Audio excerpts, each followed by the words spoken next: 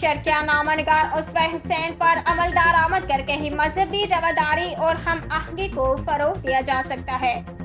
فرقہ واریت اور مذہبی منافرت کا اسلام سے کوئی تعلق نہیں ہے۔ مارکہ کرب بلا کو شاعری کے ذریعے اظہار کرنا ایک منفرد عمل ہے۔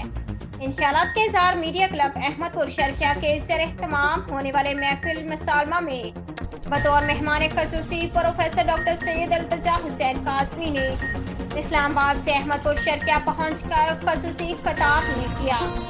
میڈیا کلب احمد پور شرقیہ نے محرم الحرام کے حوالے سے سید علی رضا کاظمی کی رہائش گاہ پر محفل مسالمہ کا اہتمام کیا، جس کی صدارت معروف شاعر اور کئی کتابوں کے مصنف بزم نقوی کے سرپرست تنویر احمد سحر نے کی۔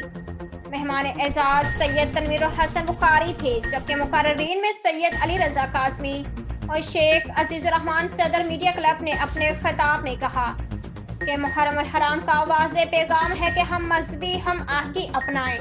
عوام محرم الحرام کے دوران کسی قسم کی کوئی فرقہ واریانہ یا مذہبی منافرت کا حصہ نہ بنے۔